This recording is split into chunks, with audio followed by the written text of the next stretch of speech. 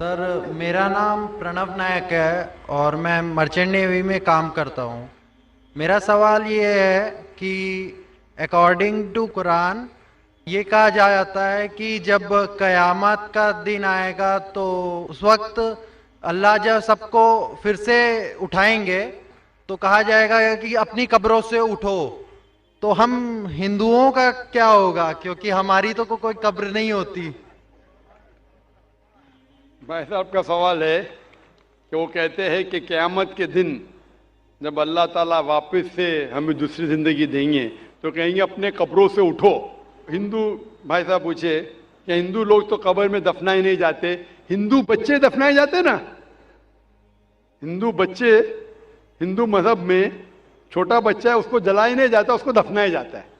پھر بھی کئی مسلمان ہیں جو ڈوب کے مرتے، جو جل کے مرتے، ان کو بھی دفنایا نہیں جاتا ہے، جن کی ہمیں ملتی نہیں۔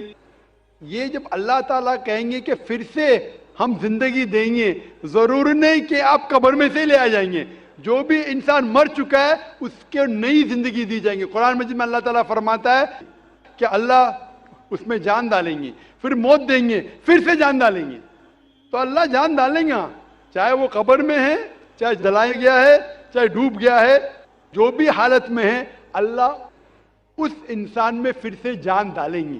اور اللہ تعالیٰ کو جان ڈالنا بہت آسان ہے، چاہے آپ دفنائے گئے ہیں یا چاہے جلا دیے گئے۔ اللہ تعالیٰ فرماتے جب غیر مسلم کے اعتراض کرتے اللہ سے اور اللہ سے پوچھتے ہیں کہ جب آپ دفنائے جائیں گے اور قیامت کے روز جب انسان اٹھائے جائیں گے تو اللہ تعالیٰ ان کو ہڈیاں کو کیسے جوڑیں گا؟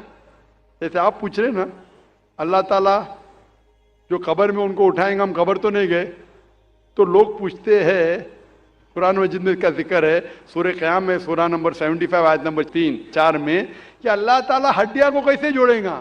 تو اللہ تعالیٰ فرماتے ہیں اللہ ہڈیاں کو ہی نہیں جوڑ سکتا ہے، آپ کے انگلیوں کے پور پور کو جوڑ سکتا ہے۔ انگلیوں کے پور پور، آپ سوچتے ہیں اللہ تعالیٰ کیوں کہتا ہے کیا انگلیوں کے پور پور کو جوڑ سکتا ہے؟ آج کی سائنس یہ کہتی ہے، سر فرانسس گولڈن ایک سائنٹسٹ ہے جو سن 1880 میں ایک ڈسکوری کیے کہ فنگر پرنٹنگ میتھڈ کہ دو انسان کروڑوں لوگوں میں بھی ان کے فنگر پرنٹ یکساں نہیں ہو سکتے۔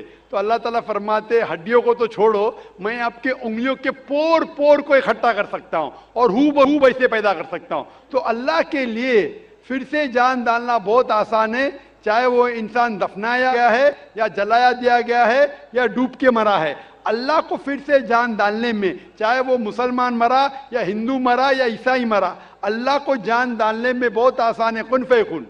اور پھر سے ہمیں نئی زندگی دی جائیں گی اور پھر حساب کتاب کیا جائے گا۔ اور حساب کتاب میں اگر آپ اللہ کے احکامات پہ عمل کیے تو انشاءاللہ آپ جنت میں جائیں گے، اس دنیا کے امتحان میں سفلتا پائیں گے۔ لیکن اگر ان کے احکامات پہ آپ نے نہیں چلے، ان کے مطابق نئی زندگی بسر کرے، تو آپ اس زندگی میں سفلتا نہیں پائیں گے۔ Hope the answers the question.